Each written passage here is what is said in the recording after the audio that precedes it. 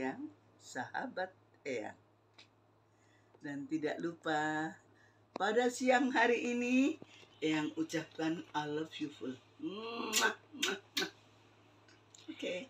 Eyang, nah sekarang kan lagi rame tentang kematian atau meninggalnya komedian, presenter yang banyak diminati oleh pemirsa Eyang ya, yang bernama Mpok Alfa. Iya. Nah, menurut tanggapan Eyang, wajar nggak sih banyak yang segelintir itu tentang santet kah? Sedangkan banyak juga yang membicarakan beliau itu meninggal karena kanker. Iya. Semua benar. Kalau Eyang katakan semua benar, Po Ate itu saat bugar ya, dia memang sakit ya. Tapi sakitnya itu bermula daripada pengiriman barang yang tidak bertanggung jawab. Artinya lemah kuburan, celana dalam yang bekas dipakai, terus dikirimin kolor ya, yang langsung di rumah Po Ati. Ini bisa jadi kan, maaf ini tidak membuka aib orang. Suami Po Ati kan pernah berselingkuh. Mungkin selingkuhannya itu yang ngirim Po Ati ya, kemudian Po Alfa yang. Ya Po Alfa.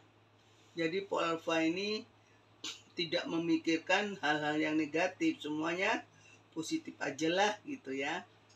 Terus dia sudah nggak kuat, mungkin baru dia berobat ke dokter, CT scan, baru di ini dia sudah masuk stadium 2. Setelah dia kemoterapi ya, pokoknya dia berusaha kepengin dia sembuh sampai rambut ini rontok. Sekarang kematian dia sudah mencapai stadium 4.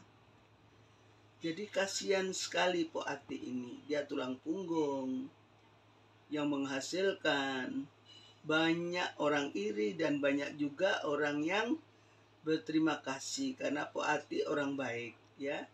Dia suka berbagi kepada saudara maupun tetangga-tetangga. Jadi kalau orang iri ini yang memang betul-betul kenapa dia bisa naik, kenapa dia bisa ini, kenapa dia bisa itu. Nah, ini perlu digarisbawahi.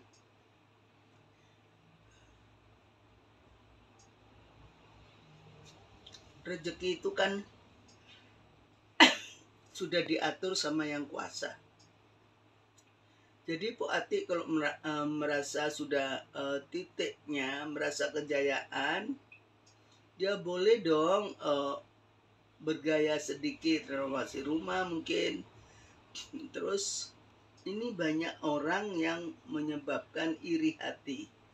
Dan si bapak ini waktu Po Ati belum apa-apa, dia berselingkuh ya. Berselingkuh ini Po Alfa yang ya.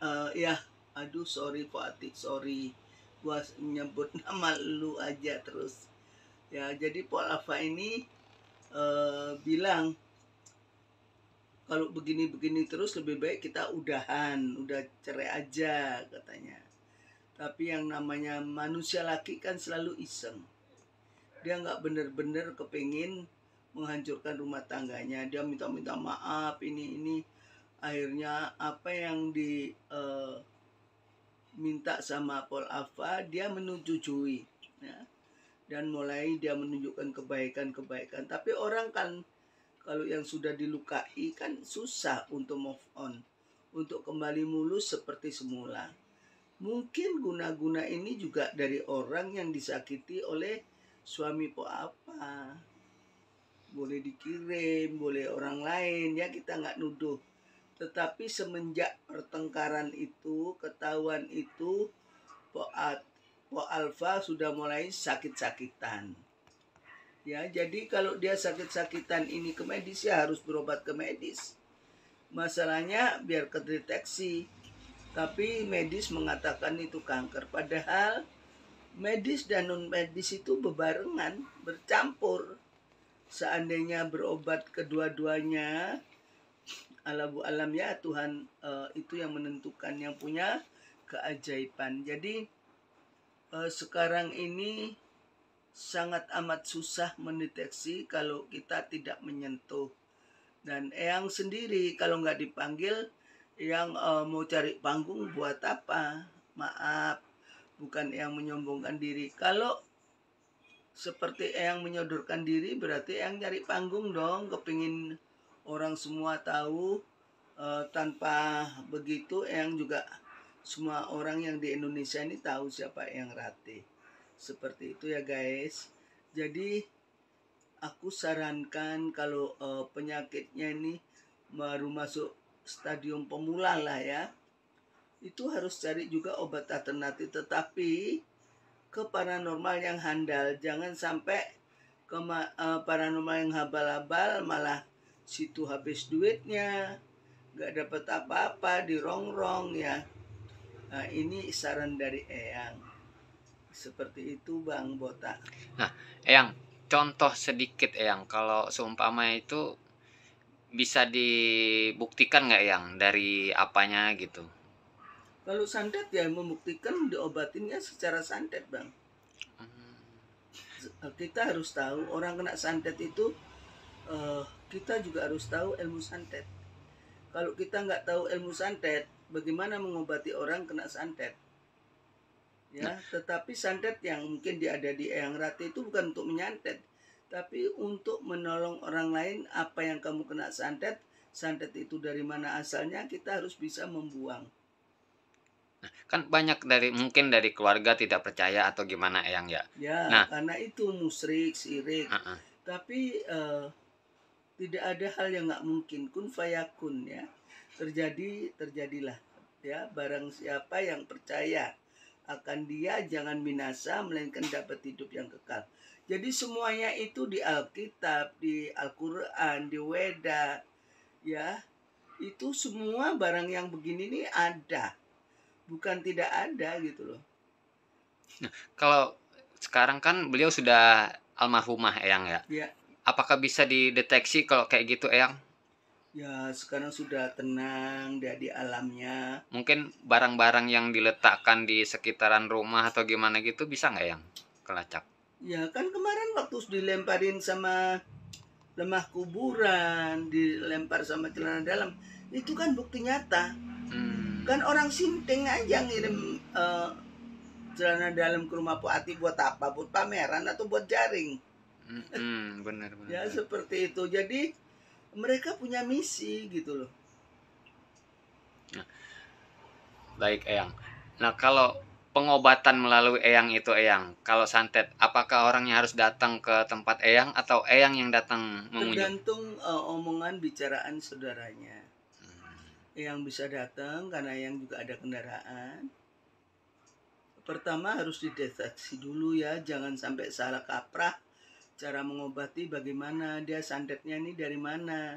Setiap santet kan berbeda-beda coy. Jadi ada santet dari Banyuwangi, santet dari Jawa Tengah, santet dari Jawa Timur, itu beda-beda sayang. Bisa dikenali ke Eyang itu jenis-jenis dari santet ya, itu? Kalau santet Banyuwangi cepat sekali. Oh. Ya cepat, dalam hal 3-2 hari pasti amblas. Kalau santet di Jawa Tengah itu nyaris untuk kembang bayang. Kembang bayang artinya bunga tempat tidur. Bunga tempat tidur itu maksudnya gimana ya? Kembang bayang. Sembuh-sembuh di tempat tidur terus ngabisin harta, ngabisin duit gitu. Walaupun itu, berobat tetap sama ya? Iya, kembang bayang. Kecuali rumah dibersihkan, dia diungsikan dulu, semua digaramin, dibersihkan, dicaru lah istilahnya, letak-letak kotoran semua itu dihilangkan. Terus kemudian orang ini sendiri, si sakit ini harus dimandikan juga. Ya, sambil berjalan pengobatan kalau sudah kena bukan sekali 2 kali. Nggak ada dukun yang sakti semacam itu. Karena kesaktian itu milik yang di atas gitu kan. Terus kalau yang medis, kita tetap harus berobat ke medis. Karena kalau sudah menjalar ke otak dikatakan kanker, ya dicoba ya. Jadi alternatif juga penting, medis, non medis juga penting. Jadi semuanya berjalan karena harus ingat, kita ini hidup di alam semesta. di mana alam semesta itu selalu bergandengan dengan kita. Bumi yang kita pijak, di situ langit kita junjung. Jadi harus saling menghormati. Begitu ya guys. Nah, kalau kembang bayang itu apa dari non medis jadi ke medis atau dari medis Kembang ke bayang itu dari non medis dari non menjadi medis. Non medis dulu. Gitu. Non medis dulu itu harus dibersihkan. Baru kalau sudah bersih tetapi masih sakit, nah itu perlu CT scan.